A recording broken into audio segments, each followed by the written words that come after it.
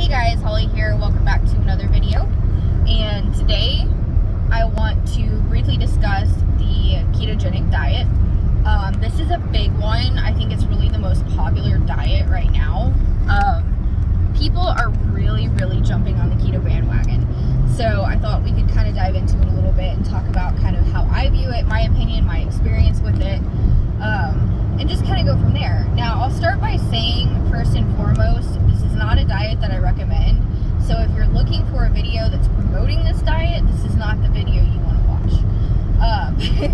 So I wouldn't watch it. I would just go ahead and stop now. But, but if you want to hear what I have to say, just go ahead and watch because it won't take very long.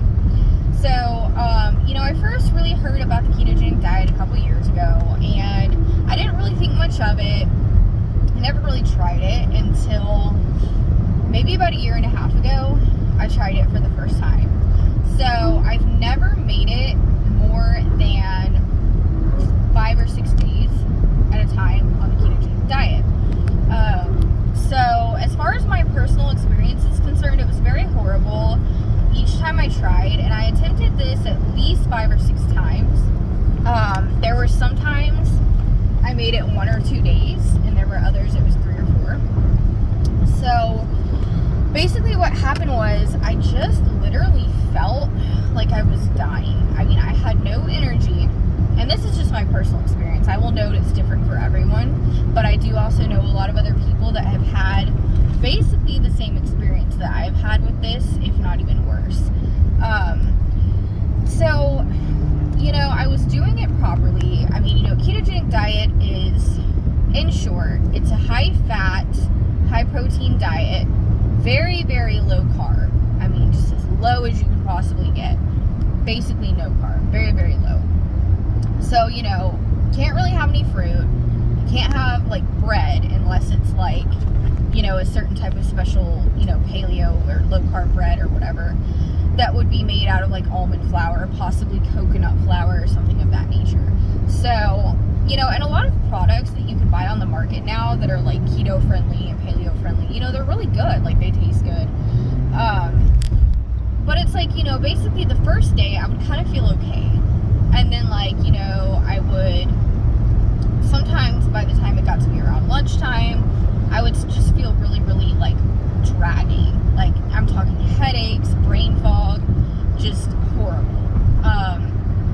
Now a lot of people talk about this and they call it the keto flu, which is basically where when you're detoxing from all your carbs, you get this, things like brain fog, headaches, etc., flu-like symptoms, body aches, from your body detoxing all these carbs and this and that. So that was kind of a little bit of what I was experiencing, and I've always lived my life on a pretty high carb diet. I eat very healthy, complex carbs, not simple sugary carbs. I don't eat a lot of sweets. I don't eat a lot of, just stuff that's really not good for you, like white bread, things of that nature. I'm very selective when it comes to the carbs I consume. But, fruit and pasta, those are all big parts of my diet, whole grains especially. And so I was taking out so much of my diet, and I was adding in all this dairy, cheese. I mean, my body started producing more mucus, because it's a scientific fact that meats and cheeses do tend to produce more mucus in the body. So I was feeling more mucus in my throat, my lungs. I mean, bronchial tubes. I tend to get bronchitis quite frequently. I'm very prone to it. I'm prone to upper respiratory infections. So this was another thing that was not good for me. So to make a long story short, it was very miserable for me. Now, everybody is different. Some people do very well and tend to thrive on a low carb diet. But in my opinion, I feel the body needs carbs. Carbs are energy. Carbohydrates are a very important source of readily available energy in the body. And I feel if you don't have that, I feel short term, it might be an okay, decent way to lose weight short term. But the majority of it tends to be water weight. And you'll hear this from other people that have been on keto, but really the second you get off keto, you gain that weight back so fast. It just comes all right back. So it's if you're trying to do keto for, say you have a special event coming up, maybe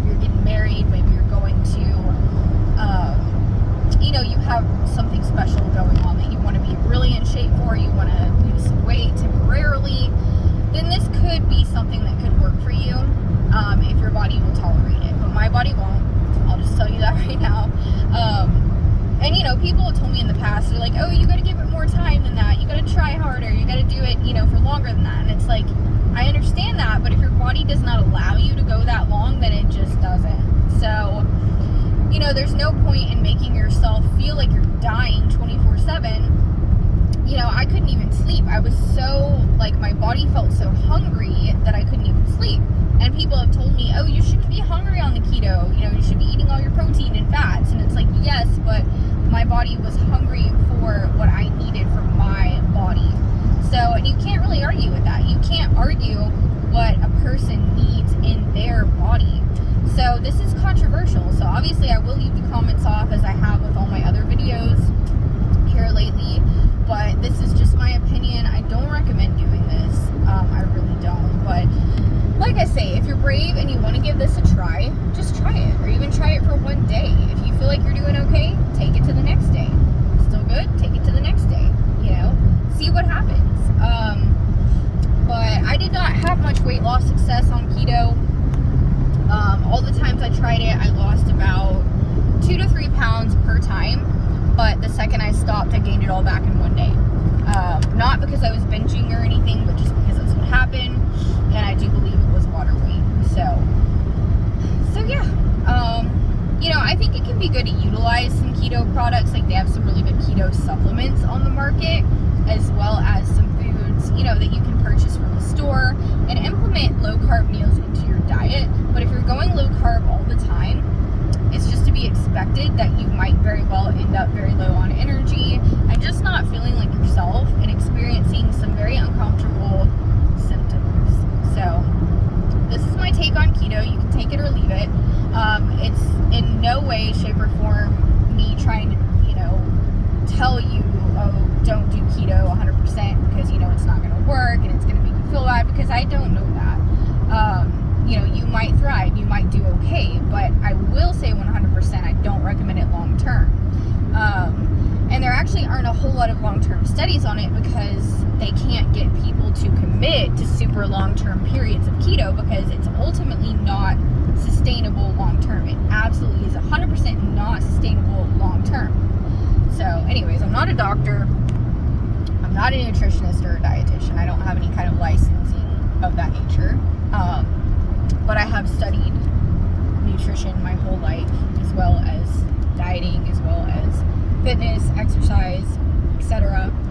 So yeah, and everybody's got a different opinion. I've seen really both sides of the spectrum. Some people are like so pro keto. I mean, it's almost like politics or something, you know. People are just like, oh my gosh, you gotta do keto, you know, and then other people are like, oh my gosh, don't do it, you know. So yeah, anyways, my opinion for what it's worth. So the next diet video we'll probably discuss veganism, and then maybe go into